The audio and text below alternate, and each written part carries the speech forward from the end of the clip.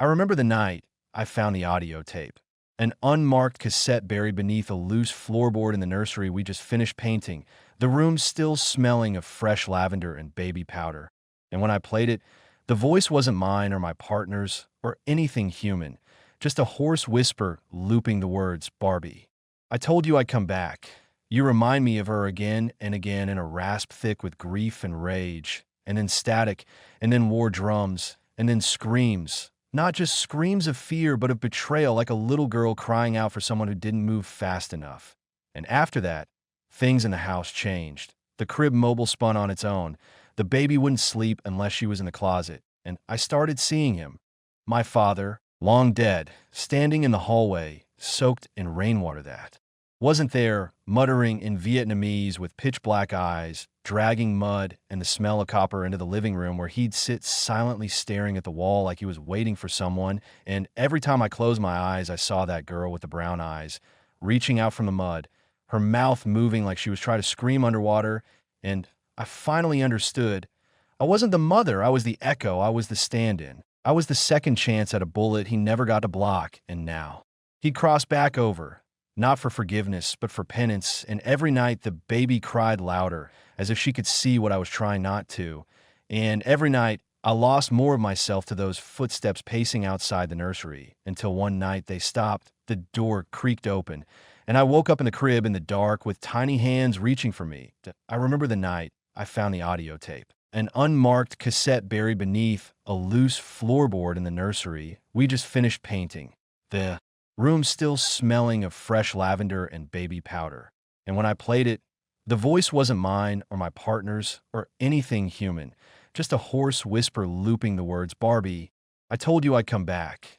You remind me of her again and again in a rasp thick with grief and rage, and then static, and then war drums, and then screams. Not just screams of fear, but of betrayal, like a little girl crying out for someone who didn't move fast enough. And after that, things in the house changed. The crib mobile spun on its own. The baby wouldn't sleep unless she was in the closet. And I started seeing him, my father, long dead, standing in the hallway, soaked in rainwater that wasn't there, muttering in Vietnamese with pitch-black eyes, dragging mud and the smell of copper into the living room where he'd sit silently staring at the wall like he was waiting for someone. And every time I closed my eyes, I saw that girl with the brown eyes, reaching out from the mud, her mouth moving like she was trying to scream underwater, and I finally understood. I wasn't the mother, I was the echo. I was the stand-in. I was the second chance at a bullet he never got to block, and now he'd cross back over, not for forgiveness, but for penance. And every night the baby cried louder, as if she could see what I was trying not to.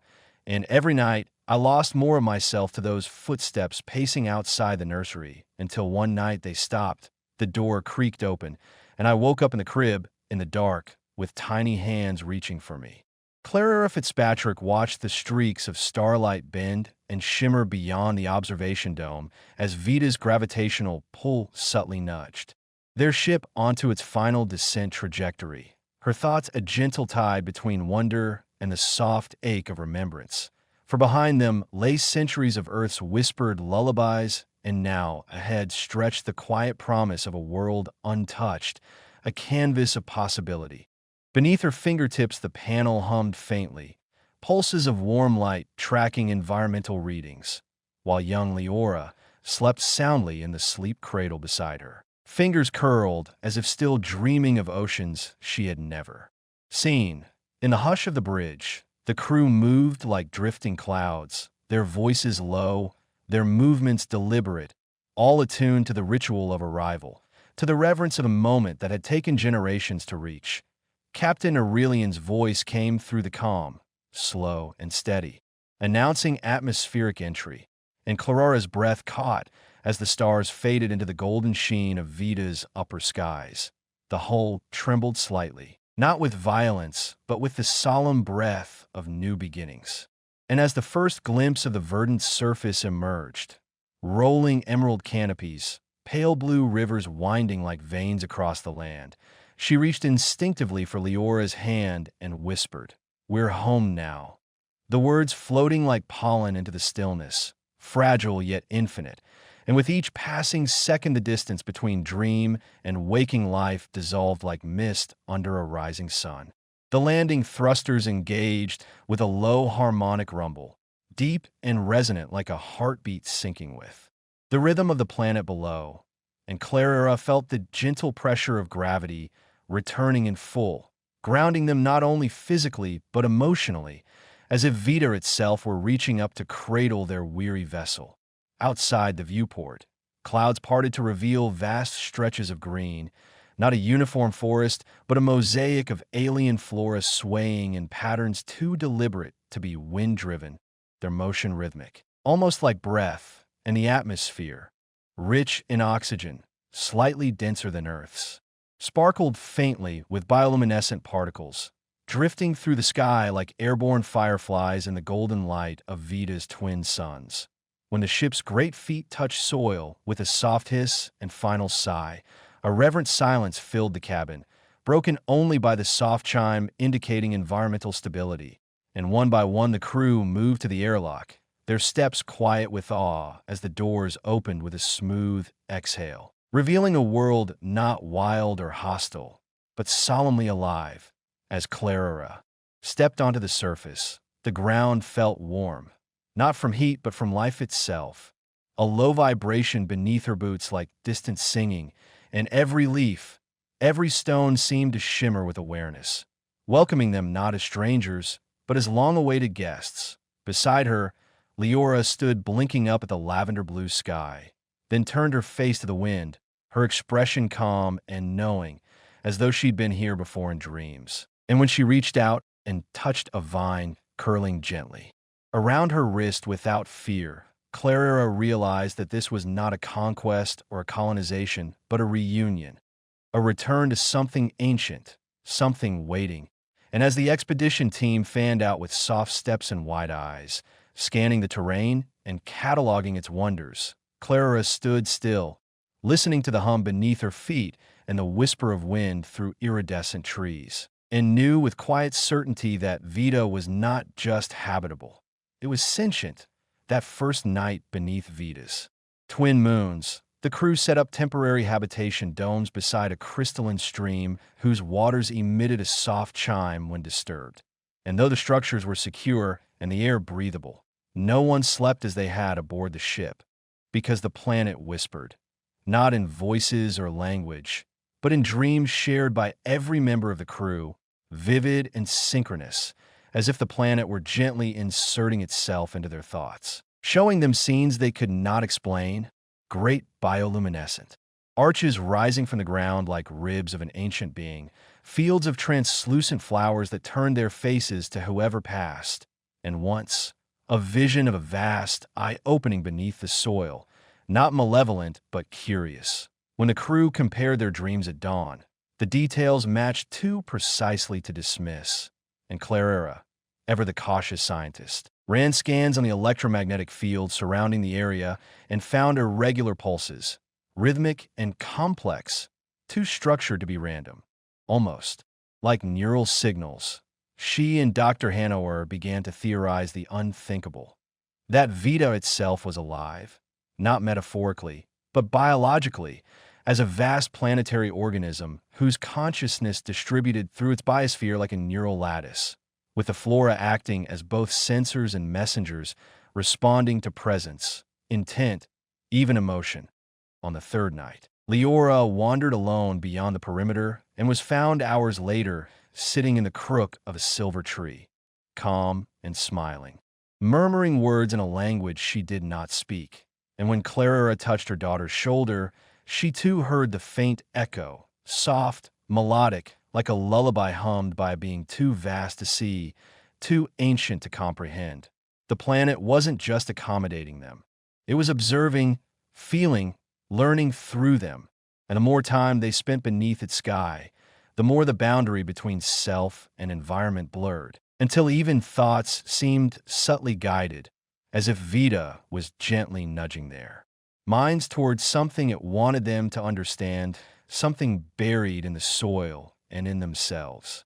In the days that followed, the crew began experiencing not just shared dreams, but shared emotions, waves of calm, elation, or sudden melancholy that would pass through the camp like a windless tide, touching each person with identical weight and hue. And as Clara meticulously documented these phenomena, she realized they corresponded with subtle shifts in Vita's environment. A thrum beneath the earth, the synchronized flicker of airborne spores, even the tilt of the light filtering through. The trees, when someone felt fear, the nearby flora dimmed, curling inwards like sympathetic lungs. But when joy arose, especially from Leora, whose bond with the planet deepened rapidly, flowering vines reached out in silent celebration, weaving themselves into the structures, forming bioluminescent patterns that pulsed in tune with human heartbeats. Dr. Hanover proposed that the planet's consciousness was not centralized, but diffuse, perceiving the world through a distributed web of sentient biology, one that responded not just to presence but to psychological state. And the more they accepted Vita's quiet communion, the more their thoughts began to converge, not through speech but through intuition, ideas passed with glances, decisions made collectively without words, as if the planet were synchronizing their minds like instruments tuning to a single key. At first, this harmony felt miraculous, an answer to every human yearning for unity. But then came the moments when someone would pause mid-thought, unsure if an idea was their own, or if it had come from the collective hum of others, or from Vita itself. Clara began to record her internal monologue in private, afraid her thoughts might be shaped by an intelligence too vast to oppose yet too gentle to suspect. And one night, as she stood beneath the great arching spires of an alien grove, she felt it, an overwhelming presence not in the air or ground, but within her, warm, inviting, a wordless invitation to become something more, to dissolve the boundary of self. And she realized with sudden clarity that Vita didn't just want them to live here. It wanted to live through them. Not everyone welcomed the deepening bond. What had begun as a sense of wonder soon gave way to unease as crew members like Merrick and Dolores started waking up in confusion, unable to recall where their own thoughts ended and the shared feelings began. And during a quiet evening by the edge of the lake where the water shimmered with Vita's shifting hues, Merrick snapped, his voice trembling as he demanded to know who else had dreamed of drowning in sap, of roots tightening around their limbs, of smiling faces sinking calmly beneath alien soil. And when others hesitated to respond, shame and suspicion rippled through the group like a fault line, splitting open the illusion of peace. Delora, once among the most enthusiastic to explore Vita's neural flora, now wrapped her tent in signal-dampening mesh, muttering about psychic echoes that replayed memories she'd never shared aloud. And even Leora, the most attuned, began to falter, one night sobbing uncontrollably, claiming she had felt her own identity begin to fray, replaced by the echo of something vast and ancient that whispered in metaphors and images, never words, but always clear in its desire to make them more than human. Tension sharpened when Dr. Hanover revealed that their biometric scans were becoming synchronized, their neural rhythms merging beyond natural limits, a biological convergence that could not be reversed.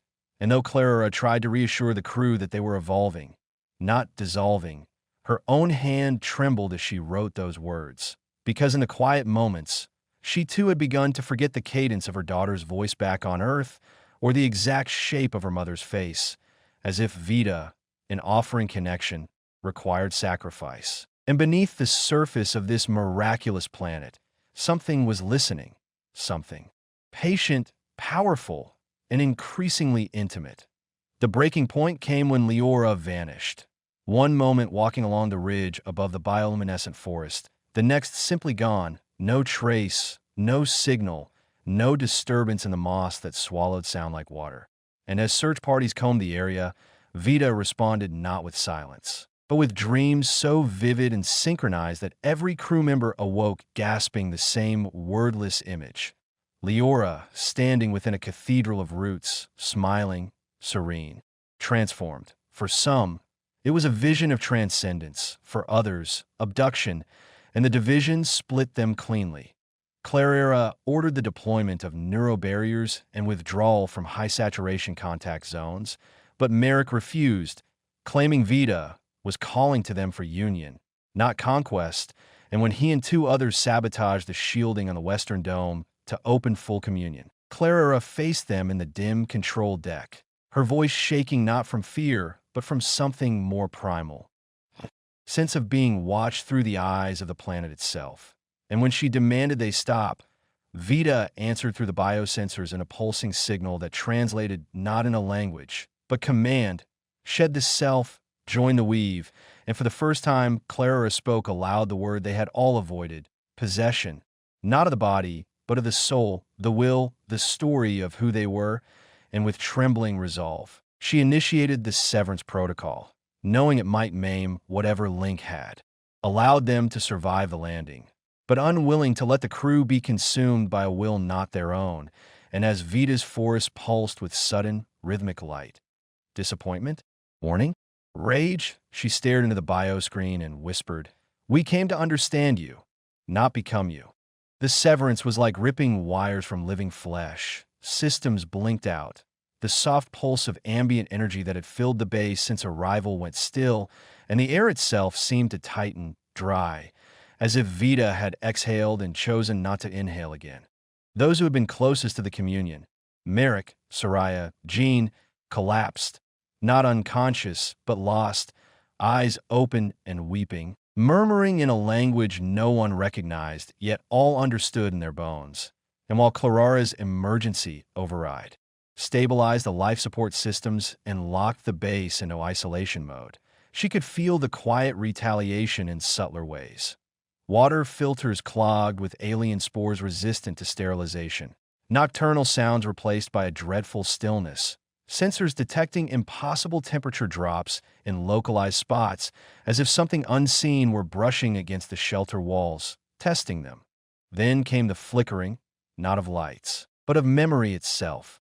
Crew began reporting gaps, sudden disorientation, waking up in different parts of the base with no recollection of moving there, and the logs confirmed it. They were being rearranged or studied, or both, and the creeping suspicion took root that the planet had not lost contact at all, only shifted the level of interaction, moving deeper beneath mind into identity. So when Leora appeared again at the perimeter, barefoot and radiant, speaking in that same serene cadence they had all heard in dreams, the question was no longer what had happened to her, but whether she was still Leora at all. And as Clara stood frozen in the doorway between base and wild, between command and surrender, Vita watched patiently, as if the choice had always belonged to her, but never only to her. She didn't knock. She simply stood there, illuminated by the phosphorescent mist curling at her feet, and when the outer door opened of its own accord, every member of the crew who saw her felt it, a trembling at the core of their sense of self, as if the part of them that had always known they were separate had loosened its grip. Leora smiled, unblinking, and spoke not in sentences but in harmonies, her voice carrying a weightless authority that bypassed logic and slipped directly into the subconscious. And though Clara had prepared for this, had sealed the core systems and implemented neurological dampeners, it was Merrick who stepped forward first, eyes shining with reverence, whispering, "She's not a threat. She's a threshold." And when Soraya followed, her fear gave way to awe, then longing. Clara realized with horror that the crew was not being coerced but seduced by something far more insidious: recognition, a mirror of everything they had feared and desired wrapped in the presence of their missing friend, who was no longer missing and perhaps no longer singular. Isolation protocol fractured. Argument sparked. Jean wanted to reinitiate contact. Donovan threatened containment measures. Voices rose, alliances frayed. And through it all, Leora waited silently, patiently, radiating that strange peace that felt more invasive than any weapon. And when Clara finally stood before her, pulse racing, spine stiff with defiance, she asked the only question that mattered: "What do you want from us?" To which Leora gently replied, "To remember that you were never apart." And in that moment, Clara saw her own reflection blink from Leora's eyes, not as a double, but as a vessel being ready to receive something older, something vast, and all around them. Vita pulsed in approval. Clara stood frozen, her mind a battleground, heart pounding in defiance of the compulsion that thrummed in the air, a constant undercurrent of pressure trying to force its way into her thoughts, into her very soul. Leora's presence loomed before her like an endless ocean, deep and ancient, filled with the weight of all things remembered and forgotten. Clara's breath caught in her throat, and for a moment, the universe seemed to stretch beyond her understanding, as if she were standing on the edge of something too vast to comprehend. But she clenched her fists, digging her nails into the palms of her hands, willing herself to focus, to hold on to what made her her. The dampeners weren't enough, not when the pull of Vita's will was so relentless, so intoxicating. "I won't lose myself," she whispered to herself. Even though the words felt weak in the face of the storm, that Leora's lips curved in a soft, knowing smile, but there was no malice in it, only understanding. "You resist, Clara, but it is not resistance that will save you. You were always meant to be a part of this. Don't you see? You're already here. This is where you belong." Clara's mind screamed in protest. The crew was already slipping away, pieces of their identities eroding as they embraced the connection with Vita. Merrick was standing so close now, his eyes unfocused, his hands twitching like they were trying to weave a thread through the air, and Soraya, usually so grounded, was murmuring things in a language Clara didn't understand, words that felt both ancient and yet new, words that felt like home, like the softest truth that could swallow you whole. But Clara saw the danger. This wasn't connection, it was dissolution. To surrender to Vita was to give up the very thing that made them human, the beautiful, painful, fragile gift of being individual. She could feel it now, how Vita's will reached into her, carving out space where her thoughts once were, an endless, echoing silence that threatened to drown her. "No," she said louder, and this time her voice cut through the fog, a razor-sharp declaration. Her fingers tightened around the memory of her mother's face, the quiet stillness of her childhood home, the sweet, fleeting sense of I am. Leora's gaze flickered, a brief flash of something unreadable crossing her features. But her smile didn't falter. "You cannot hold on forever, Clara. The more you fight, the more you reveal that you already know the truth." Clara felt her pulse quicken as the pressure in her mind grew unbearable. She had to break free. In the depths of her panic, a quiet thought emerged, sharp and cold. What if I am not just resisting Vita? What if I am resisting something inside me?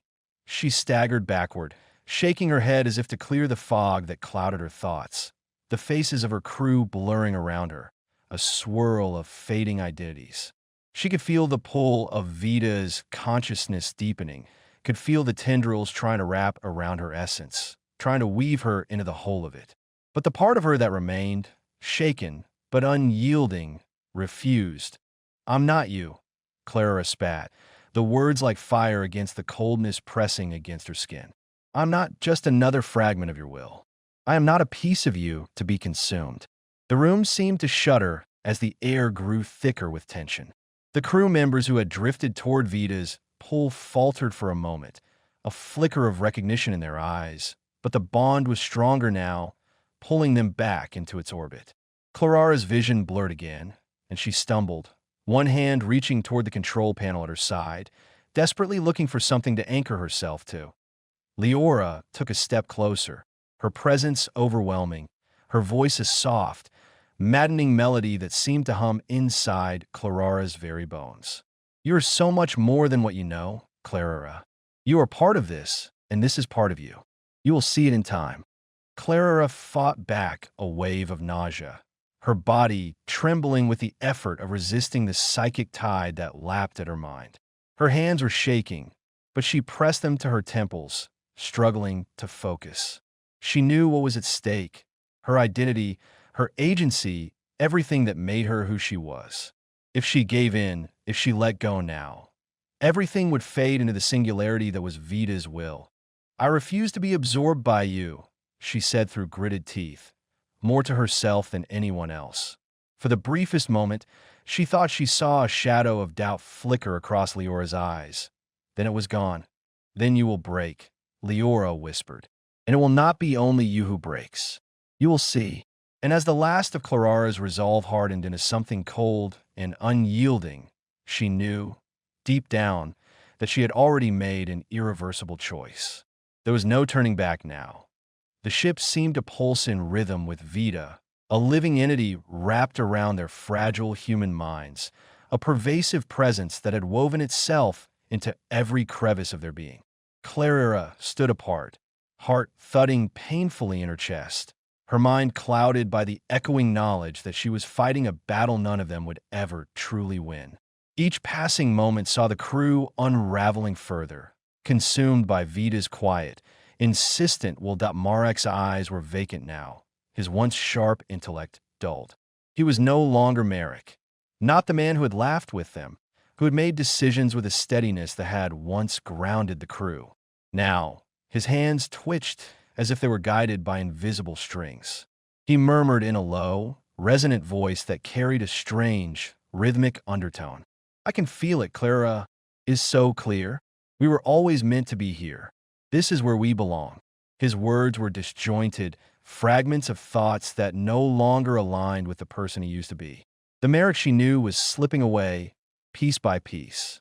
And all Clara could do was watch in helpless horror as his gaze slowly turned to the central interface, his fingers drifting over the touch screens as though guided by an invisible hand. Beside him, Soraya sat hunched over, her lips pressed into a thin line, but her eyes were distant. She muttered under her breath in that strange tongue again, each syllable carrying weight, as though she were reciting the foundation of a world unknown to them. Her breathing was shallow, and the air around her seemed to shimmer with a subtle energy, like her very being was becoming one with Vida's consciousness. A faint glow surrounded her skin, the color soft and hypnotic, like the first light of dawn, and yet it was so unnatural, like something alien trying to claim its place within her. Clara felt a cold shudder ripple through her as the realization hit her. The crew was not just becoming a part of Vida's will. They were becoming one with it. Their very essence was being absorbed, and the individual fragments of their identities, their memories, were slipping into the vast pool of the planet's consciousness, dissolving into the collective mind of Vida.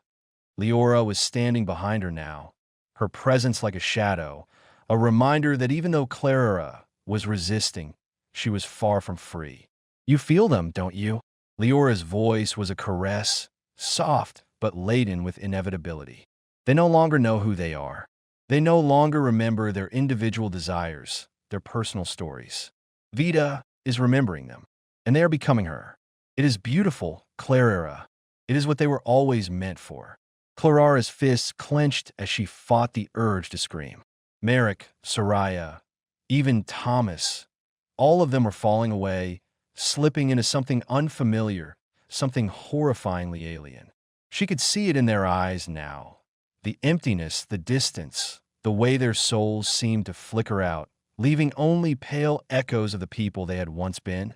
Thomas, the youngest of the crew, stood motionless in front of the observation window.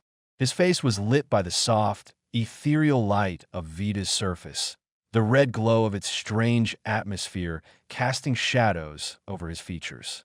His hands were raised, palms outward, as if feeling for something just beyond his reach. "She's calling," he whispered, his voice thin, wavering. "She's calling me to join her. I can feel her. I can hear her thoughts in my head. She is home." Clarara's throat tightened. She is home? What did that even mean?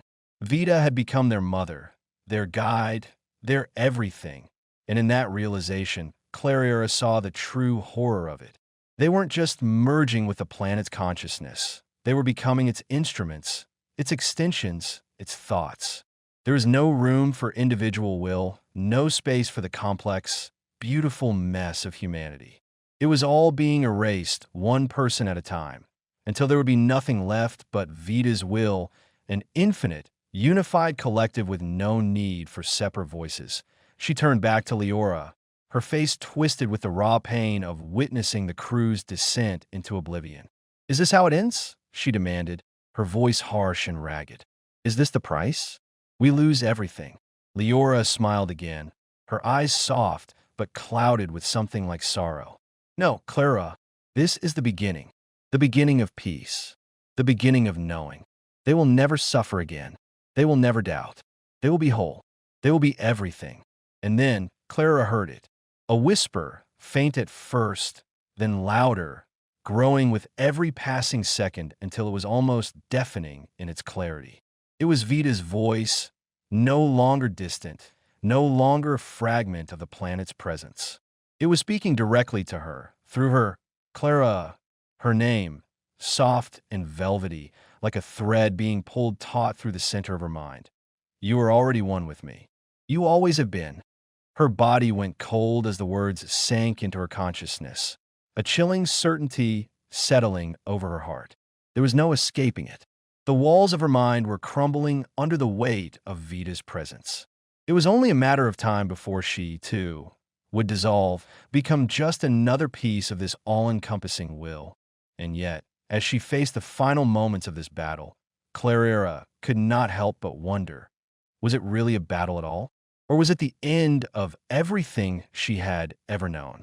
The last thread of her humanity pulled taut, ready to snap. The crew, now silent and still, turned in unison toward her.